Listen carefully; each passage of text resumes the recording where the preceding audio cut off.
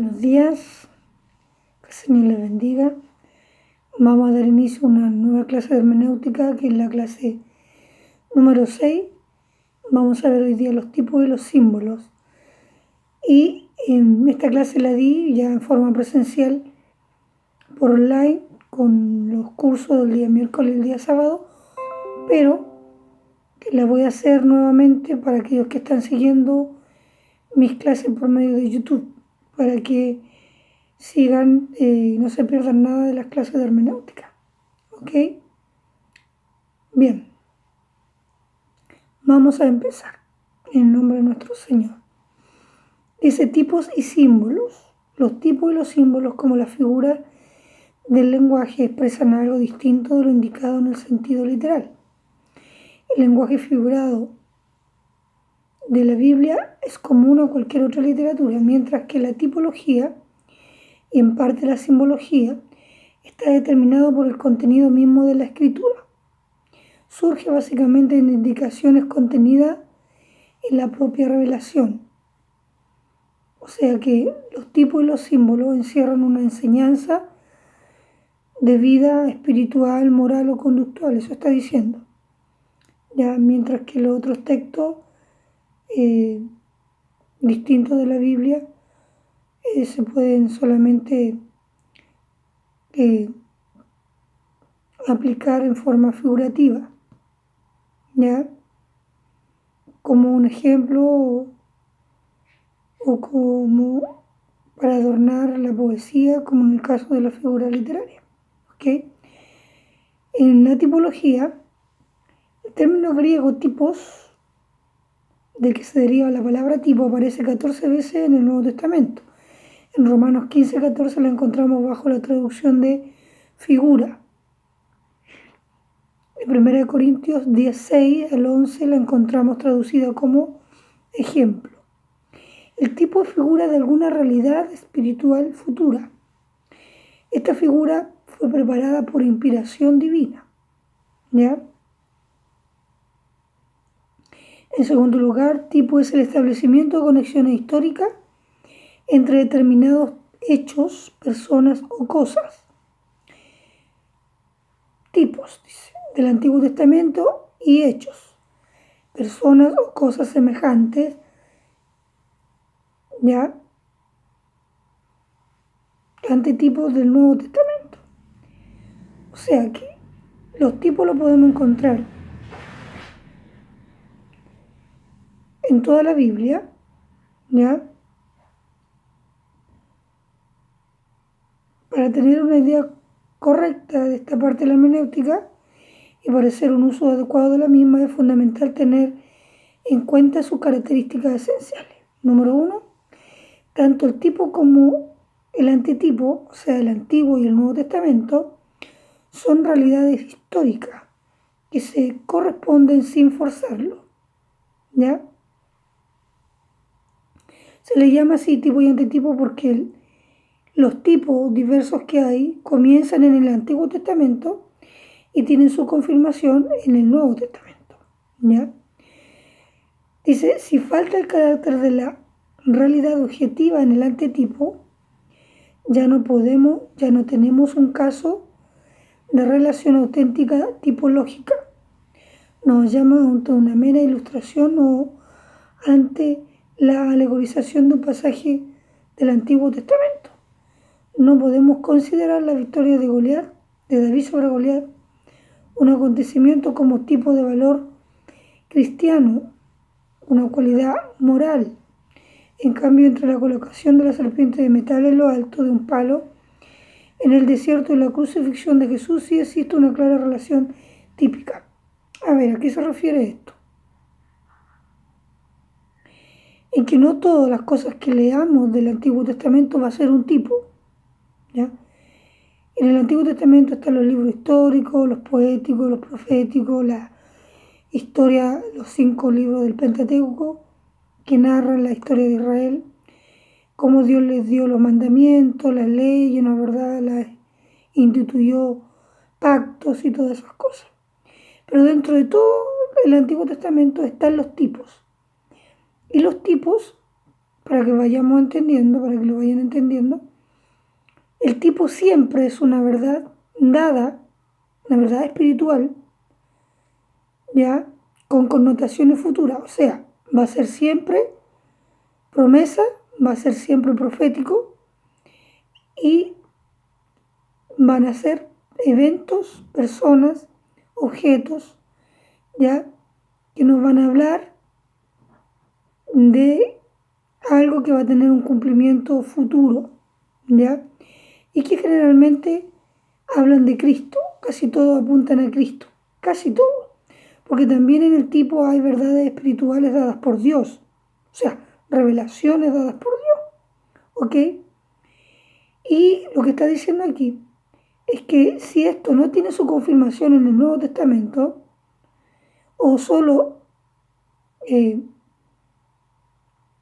no tiene ciertas partes de la tipología como si no es profético, si no es promesa, o si no nos habla de Cristo, o si no tiene su confirmación en el Nuevo Testamento, no lo podemos tomar como un tipo, ya una confirmación de algo, ni como doctrina, ni como verdad espiritual. ¿Por qué? Porque toda la palabra de Dios está enlazada desde el Antiguo al Nuevo Testamento, desde Génesis y Apocalipsis, están enlazadas con verdades que Dios reveló, ¿ya? Están enlazadas.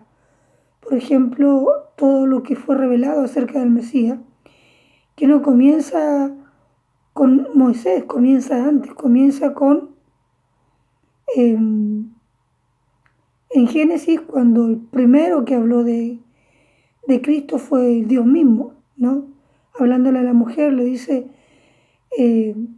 ¿no? Cuando se le dice a la mujer que esta te herirá la cabeza, le dice, tú la herirás en el calcañar, hablando de que iba a venir un Salvador, un Redentor, ¿sí? Hablando de Cristo.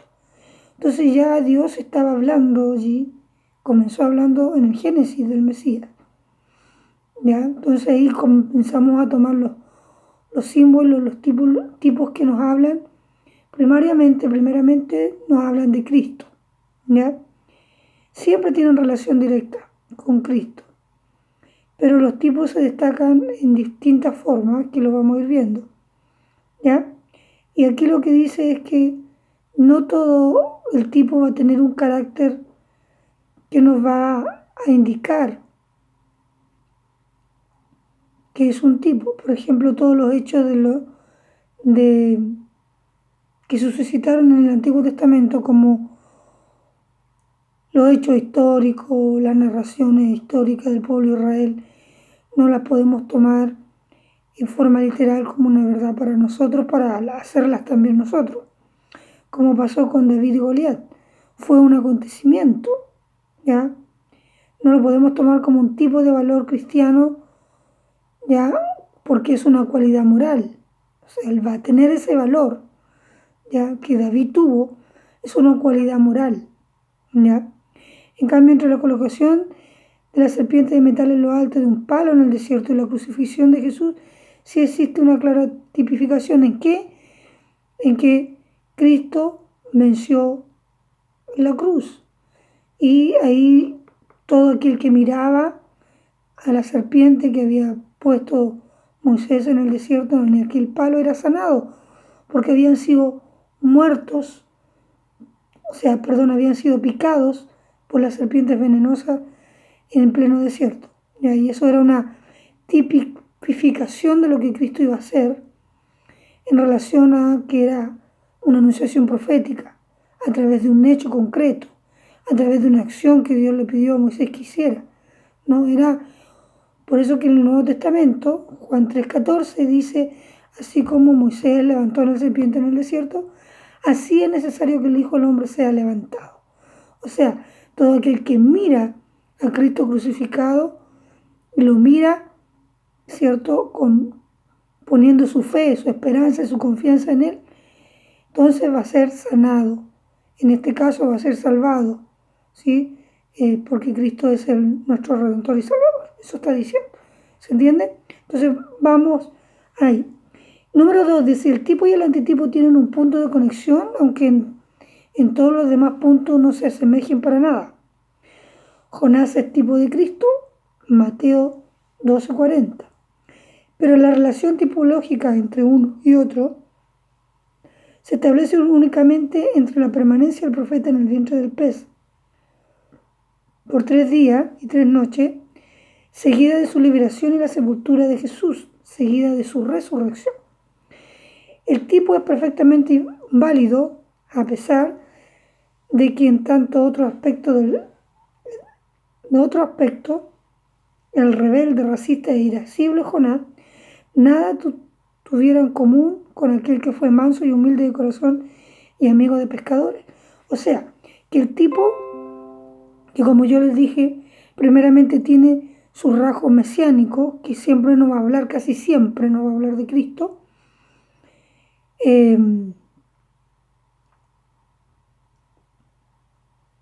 el caso de Jonás, no podemos decir que toda la experiencia de Jonás, todo lo que vivió, o su forma de ser, su carácter, van a tipificar o van a profetizar en su carácter o tipificar a Cristo, porque lo único que te tipifica, o sea, el tipo tiene su cumplimiento, o lo podemos tomar solamente en el aspecto cuando Jonás estuvo en el vientre del pez, que eso es lo que también Cristo habló, cuando dijo así como Jonás estuvo 3 días en el vientre del pez, así también es necesario que el Hijo del Hombre descienda, ¿no? Cuando él le habla a los fariseos, Cristo hablando de esto, confirmando así la experiencia que había tenido Jonás, que en realidad fue típica y profética para lo que se cumpliría en Cristo, ¿ok? Eso es lo que está diciendo, que solamente cuando se habla de un tipo o del tipo, son ciertos aspectos de la vida de una persona, en específico ciertos momentos, hechos, acontecimientos, que van a hablar de un tipo que tipifica o habla de Cristo o de alguna verdad espiritual que se va a cumplir en el Nuevo Testamento. ¿Ok?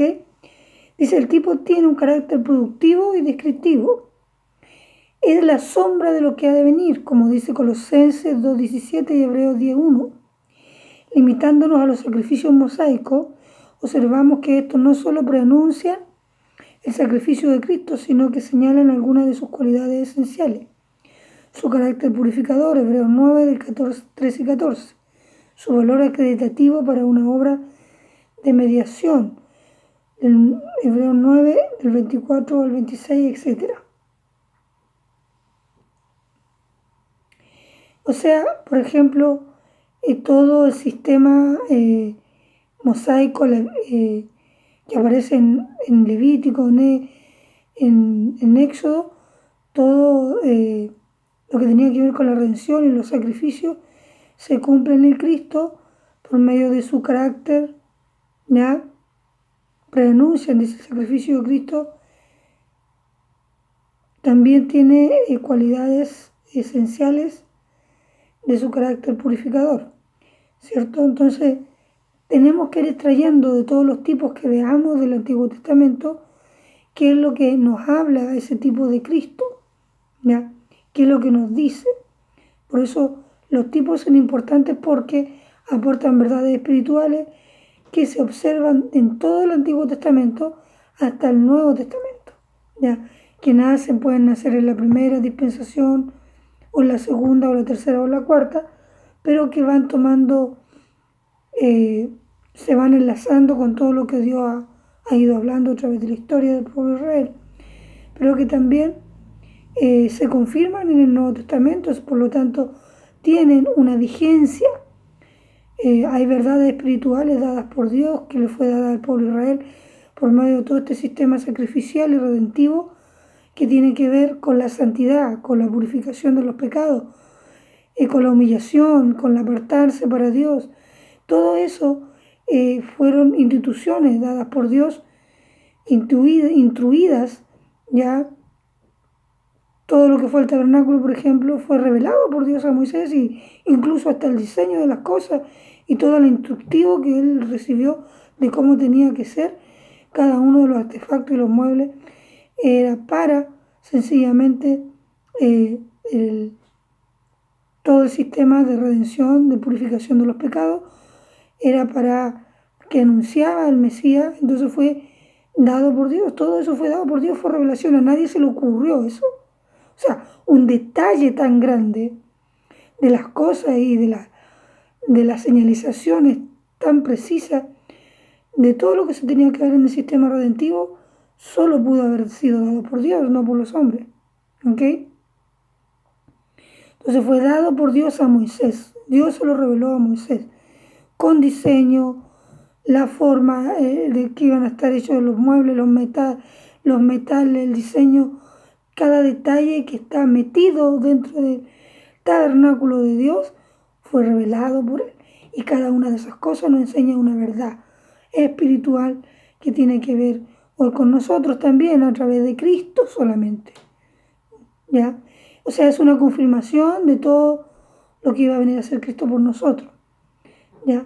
Entonces, también es importante notar que las verdades espirituales dadas desde el Antiguo al Nuevo Testamento, que están entrelazadas y unidas por esta revelación divina, nosotros también hoy en el Nuevo Testamento a través de Cristo las tenemos que seguir cumpliendo.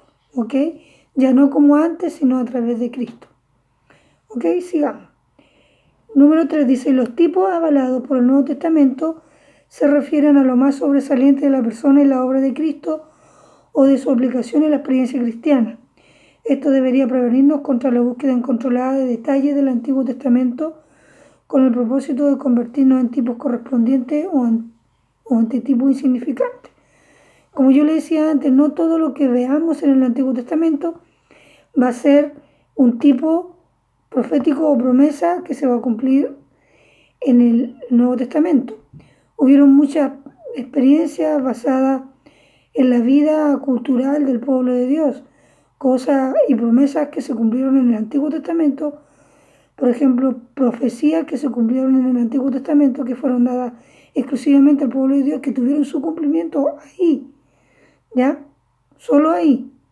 Ahora, hay profecías que Dios le habló al pueblo de Israel que todavía no tienen cumplimiento, otras que sí han tenido cumplimiento en el Nuevo Testamento, pero otras como la época milenial de Cristo, como habla Isaías, y cosas que se tienen que cumplir, que están escritas en Apocalipsis, que ya se habló por medio de los profetas mayores como Daniel, que fueron anunciadas, pero esas son profecías. No siempre el tipo va a estar metido dentro de una profecía. Eh, ¿Ya? O sea, va a tomar ciertos rasgos de la profecía. Por lo tanto, eso lo hace promesa y profético. Pero no toda la profecía, ¿ya? Que se dice ahí, que se habla, toda la profecía dada a los profetas mayores o menores, van a encerrar un tipo que se va a cumplir en el Nuevo Testamento, porque todo lo que tiene que ver con el tipo se cumple en Cristo y en las verdades espirituales reveladas por Dios. Lo demás es contextual, profecías contextuales que fueron dadas al pueblo de Israel. No hay tipos allí, ¿verdad? Que nos puedan tener su confirmación en el Nuevo Testamento, que fueron exclusivas para el pueblo de Israel. Bien. Cuarto, dice, en todo tipo se distingue lo verdaderamente típico de lo accesorio. Si un objeto en su conjunto es un tipo, no debe deducirse de que cada una de las partes tiene también su propia identidad típica. Uno de los ejemplos más claros es el tabernáculo israelí, Hebreos 8:5. Globalmente, al igual que algunos de los objetos en el contenido, es evidentemente típico, pero ver en cada uno de los materiales, en cada una de las medidas, en cada uno de los colores, el tipo de una realidad superior sería traspasar los límites de una tipología sensata.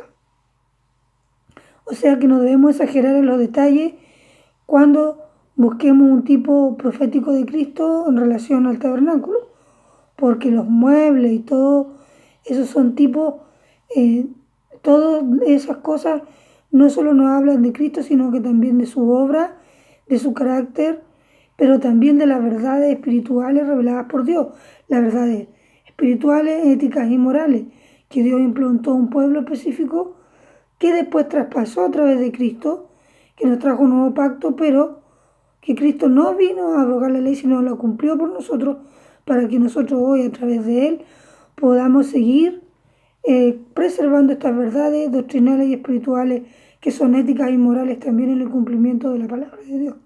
¿Ok? Punto 5. Dice, el punto es determinado por Dios mismo, no por la fantasía humana. Responde al programa de la revelación establecida por Dios desde el principio con visión global en la historia de la salvación. En el Nuevo Testamento tenemos suficientes claves para precisar lo que del Antiguo debe ser considerado tipo sin ningún género de vida. El carácter tipológico de Melquisedec.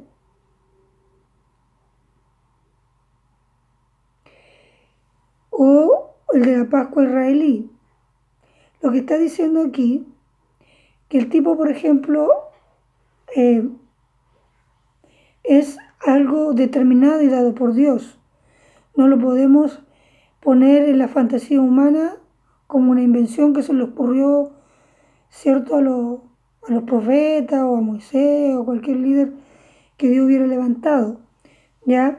Pero que tiene, dice que en el Nuevo Testamento tenemos suficientes claves para precisar lo que del Antiguo Testamento se dice, ¿ya? O sea, el tipo no debe ser considerado en el Nuevo Testamento si no tiene una confirmación con versículos bíblicos, ¿ya? Sea esto una verdad espiritual. ¿Qué quiere decir? Que tiene un carácter, dice que todo lo que está considerado en el Antiguo Testamento y tenga su confirmación en el Nuevo, ¿ya? Tiene que ser ya con un carácter que genere la vida espiritual, ¿ya? De Dios encerrada por medio de Cristo. El carácter tipológico de Melquisedec, por ejemplo. Melquisedec no aparece, ¿cómo se llama?, como un sacerdote más en la Biblia. Melquisedec es la revelación de Cristo en el Antiguo Testamento, ojo con eso, que son las teofanías. La teofanía es las apariciones de Cristo en el Antiguo Testamento. Cristo siempre estuvo presente, chiquillo, en el Antiguo Testamento, ¿ya? Y Melquisedec es confirmado en Hebreos, ya 7, del 1 al 3 y 7, del 15 al 17. Ya está diciendo que el tipo encierra un carácter de vida espiritual, pero también un carácter de, ¿cómo se llama?, esencial, ¿ya?, y armónico, que va con Cristo, ¿ya? Que Cristo mismo fue revelado. Acuérdense lo que significa Melquisedec, rey de Salem y sacerdote, dice la palabra del Señor.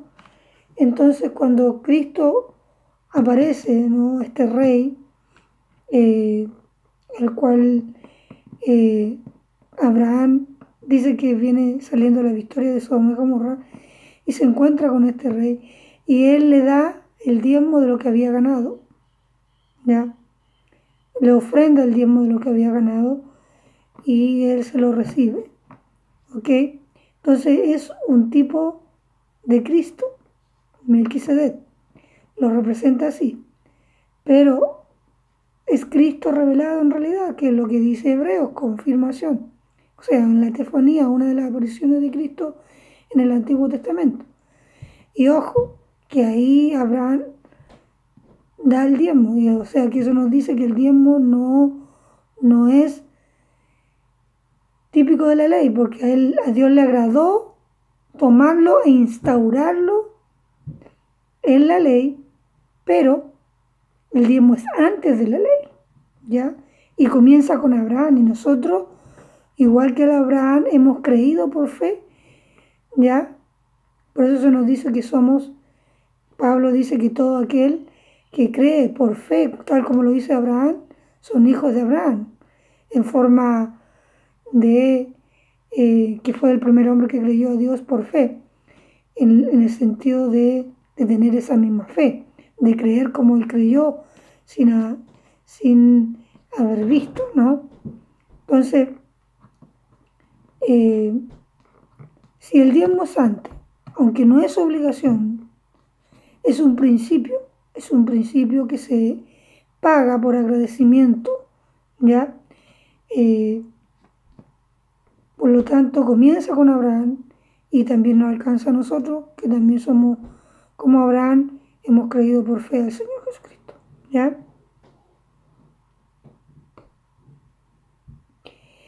Bien. Dice, el carácter tipológico de Melquisedec o el de la Pascua israelí es incuestionable. Lucas 22 del 14 al 20. Entonces, vamos haciendo un resumen del tipo. El tipo es una verdad espiritual dada en el Antiguo Testamento que tiene su confirmación en el Nuevo. Por lo tanto, es promesa y por lo tanto es profético. Ahora, eso no quiere decir que toda la profecía sea típica. O sea, cumpla los requisitos de un tipo para cumplirse en el Nuevo Testamento. Solo ciertos aspectos, ¿ya? Que generalmente hablan de Cristo. La mayor parte de la profecía en el Antiguo Testamento, de los profetas menores sobre todo y mayores, exceptuando Isaías y Daniel, Zacarías también y Ezequiel, que tienen cierta profecía que incluye al tipo que se cumple en el Nuevo Testamento, en Apocalipsis, ¿verdad? Los demás son profecías que le hablan al pueblo de Israel, ¿ok? Entonces, el tipo es una verdad espiritual que se cumple en el Nuevo Testamento, dada por Dios, no se olviden de eso. Es una verdad espiritual dada por Dios que tiene su cumplimiento en el Nuevo Testamento. Y cuando decimos cumplimiento es porque está confirmado con versículos bíblicos a los cuales el apóstol y Cristo echan mano de esas citas bíblicas para confirmar y para establecer lo que Dios ya había hablado desde hace tiempos inmemoriales, o sea, desde atrás, desde el inicio, incluso desde Génesis. ¿Ok? Bien, clases de tipo. Uno, tipos personales. Dice, como en el caso de Abraham, que es tipo de los hombres humanos que serían justificados por la fe. Génesis 15, 6 y Romanos 4, 3, Gálatas 3, 6. Dos, tipos de materiales. Por ejemplo, el lugar santísimo es el tipo del celo mismo. Hebreos 10, del 19 al 24. Tres, tipos de animales. Por ejemplo, la sangre de los animales sacrificados es el tipo de la sangre de Cristo vertida en el Calvario para perdón de pecados. Hebreos 9, del 13 al 22. Número 4, tipo institucional. Es el sábado. El sábado, la figura de descanso eterno de los creyentes en Hebreos 4, del 4 al 9. ¿Ya? Y esto es importante. ¿Por qué? Porque en Colosenses, el capítulo 2, ya que si ustedes leen ahí el capítulo 2, si no me equivoco, del versículo 20 en adelante, habla de Pablo hablándole a los colosenses y dice que nadie os juzgue a vosotros en comida en el día de fiesta, en comida ni en bebida en el día de fiesta. ¿Por qué? Porque la iglesia de Colosas se estaba metiendo judíos que decían que tenían que cumplir la ley, cumplir el sábado, cumplir esto. Se habían infiltrado gente a decirle a la iglesia neotestamentaria que cumplieran cosas que le fueron dadas exclusivas al pueblo de Israel, como la fiesta y todas esas cosas. Y ellos estaban diciendo que tenían que cumplir. Entonces Pablo dice que no es así, que nosotros, la iglesia neotestamentaria no cumple las fiestas judías, ya el sabbat, ni los tabernáculos, nada de esas cosas, ¿ok? porque a nosotros no nos fueron dados esos pactos ni esas promesas, sino que eso ya todo se cumplió al cumplirse el antiguo pacto, terminándolo cuando comenzó el nuevo pacto con Cristo Jesús. ¿Ok? De hecho, Hebreos dice que como hubo necesidad de un nuevo sacerdote, hablando justamente de Melquisedec, como hubo necesidad de hacer un nuevo sacerdote, entonces también la necesidad tenía que generar un nuevo cambio de testamento, o sea, de pacto, ¿ya? Pacto y testamento. Entonces, al hacer el pacto se construye el Nuevo Testamento basado en la palabra de Dios, que fue inspirada, pero también por los hechos de los apóstoles. La iglesia es fundamentada, de acuerdo a toda la inspiración divina que recibieron por medio de los apóstoles, que recibieron el Espíritu Santo y nos revelaron la verdad de Dios. ¿Ok? Bueno, me fui a otro lado, pero para explicarles ciertas cosas. Número 5. Acontecimientos de este mundo. Dice: el éxodo de los israelitas tiene un claro antetipo de la liberación del pecado por Cristo en cuanto creen en él. Romanos 6, 17, 18, Gálatas 5, 1 y 1 Pedro 1, del 17 al 19. El diluvio en ciertos aspectos es tipo del bautismo. 1 Pedro 3, del 20 al 21, etc. ¿Ya? Dice: en cierto sentido todos los tipos podrían ser considerados como símbolos, pero no todos los símbolos son tipos. La diferencia radica en lo que ya señalamos anteriormente, en que el tipo tiene su confirmación y frecuentemente su implicación en el Nuevo Testamento, requisito que no distingue necesariamente al símbolo. ¿Se acuerdan que empezamos a hablar del tipo y de los símbolos? Comenzando por los tipos. La diferencia entre el tipo y el símbolo es que el símbolo no es profético y se entiende que entender como algo contextual, nada más. Ahora vamos a ver los símbolos para terminar esta clase. La simbología. Espero que les haya quedado claro que son los tipos, ¿cierto? La simbología. El símbolo es un ser, un objeto que representa un contexto abstracto, o sea, invisible, por alguna semejanza o correspondencia. Lo abstracto siempre es algo que se expresa donde se expresa lo que se siente. Los pintores usan mucho esta terminología para decir que hicieron un cuadro abstracto.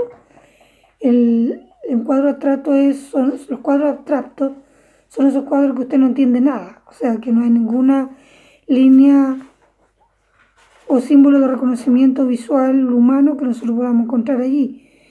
Ni de sueño, ni de fantasía, ni de naturaleza. No va a encontrar usted nada, ni un animal, ni naturaleza, ni paisaje, ni un humano, ni nada que usted haya visto en esta vida. Son puras rayas que nadie entiende. Eso es abstracto. ¿Por qué? Porque son sentimientos, algo que estaba expresando el pintor. Por eso es abstracto, es lo invisible, lo que no se ve. Ya lo que expresa, puede expresar el dolor del alma, por ejemplo, una pintura abstracta. Puede expresar ciertos sentimientos ahí, ¿no? Que por lo demás no tienen consonancia o armonía con ningún objeto de la vida o que lo que nosotros hayamos visto, porque expresan cosas que no se ven, ¿ok? El símbolo también es representa un concepto abstracto, invisible, por alguna semejanza o correspondencia. Así el perro es símbolo de fidelidad, la balanza de justicia es el cetro de autoridad, la bandera de la patria, el ramo de olivo de la paz, etc. Hay símbolos que son netamente bíblicos y se refieren a aspectos determinados de la obra de Dios en su relación con los hombres. Por ejemplo, el simbolismo del arco iris ha llegado a universalizarse, pero tiene su origen en la promesa de Dios a Noé de que nunca más sobrevendría otro diluvio. Claro, ahí entran los pactos, ¿no? Las promesas de Dios, que en este caso en el arco iris Dios lo dejó como un símbolo de de sello de ese pacto, de promesa, de decir, esta es la demostración de mi pacto que yo hice contigo, ¿no es verdad? Y lo dejó como símbolo, ¿ok?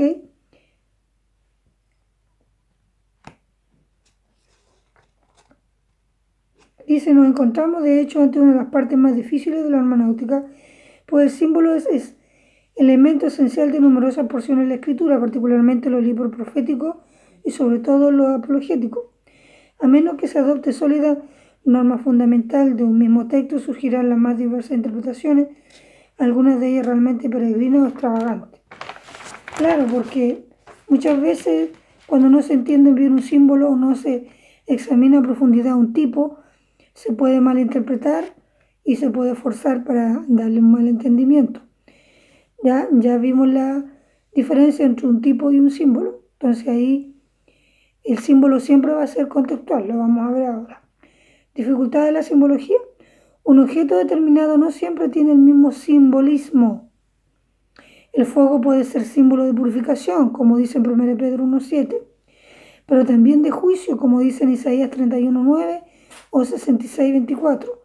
El agua puede simbolizar lavamiento moral, Efesios 5:26, pero también la salvación, de acuerdo a Juan 4:14, o la vida en abundancia dada por el Espíritu Santo, como dice Juan 7, del 38 al 39. La levadura se usa como símbolo de maldad en 1 Corintios 5:7, en Mateo 16:6 y Levítico 2:11, pero también como símbolo de algo que promueve el crecimiento de las cosas buenas, como dice en Mateo 13:33. Por eso el intérprete ha de decidir, no por el significado que más abunda en la escritura, sino por el que esté más en consonancia con el contexto. Por eso yo le decía que el símbolo, a diferencia del tipo, es contextual, ¿ok? Se tiene que entender cada vez que usted encuentra ahí un versículo, ¿ya? Nosotros tomamos muchos símbolos como norma en la vida. Por ejemplo, si vemos una cruz, que es la cruz roja, ¿no es verdad? Decimos, detrás de esa cruz, la cruz roja, que sabemos el símbolo universal que significa, al tiro sabemos que es protección, es salud, es cuidado, ¿no es verdad? Porque es un símbolo. Por eso representa lo abstracto, lo que no se ve, lo que está guardado, ¿no es verdad? Pero el símbolo de la Biblia se tiene que entender en el punto de vista contextual, ¿ya? Porque se tiene que entender de acuerdo al contexto, lo que el autor esté hablando en ese capítulo o en ese versículo contextualmente, para no dar lugar a falsas interpretaciones, y eso es lo que lo distingue del tipo, ¿ya? Clasificación de los símbolos. Número 1, objetos materiales. Puede servirnos de ejemplo de símbolo material el arca de testimonio colocada en el lugar santísimo del tabernáculo. Éxodo 25. La forma cúbica del sacrosanto recinto ya nos habla de la perfección absoluta del lugar en que Dios habita con toda la gloria de su santidad. Comparece la descripción de la Jerusalén celestial, Apocalipsis 21:16. En el Nuevo Testamento, el pan y el vino de la cena del Señor representa el cuerpo y la sangre de Cristo, su entrega plena a la muerte que había de abrir a los hombres la puerta de la salvación. ¿Ven? Número 2, hecho milagroso. Puede servirnos de ejemplo el querubín con la espada encendida a la puerta del Edén, Génesis 3:24, símbolo de ruptura en la comunión del hombre con Dios, y la columna de nube y fuego que de día y de noche iba delante de los israelitas, Éxodo 13 del 21 al 22, símbolo de la protección y dirección de Dios, ¿ya? Estos son los hechos milagrosos, ¿ya? Estos son, podemos también encontrar un simbolismo en los hechos, y podemos encontrar hartos hechos que podemos tomar como símbolo solamente, ¿ya? Número 3, elementos de visiones proféticas. Muchas veces se añade al símbolo su significado. Por ejemplo, en las profecías de Jeremías, la vara de almendro y la olla hirviente, Jeremías 1, del día al 12, cuyo significado es explicado por Dios mismo. En la profecía de Amós, la canastilla de fruta madura, Amós 8, del 1 al 3, símbolo de la inminencia del juicio de Dios sobre Israel. En la de Ezequiel, los huesos secos que recubren tendones, carne y piel para alojar un nuevo espíritu. Ezequiel 37, del 1 al 14, figura de un Israel restaurado. Sin embargo, en muchos otros casos, las figuras de las profecías resultan de difícil comprensión, por lo que se impone rigurosamente la cautela de la humildad y la reserva que para la interpretación de textos oscuros se debe poseer un verdadero estudiante de la Biblia. O sea que está diciendo que la profecía hay que estudiarla muy exhaustivamente para entender. Cuando la profecía es contextual, dada al pueblo de Israel, cuando tiene doble cumplimiento, o sea, tanto para Israel como para el futuro, que nos apunta y nos alcanza a nosotros, o que dentro de ese simbolismo, ¿cierto? Si está el tipo también instaurado y si hay un símbolo del cual podemos sacar una enseñanza.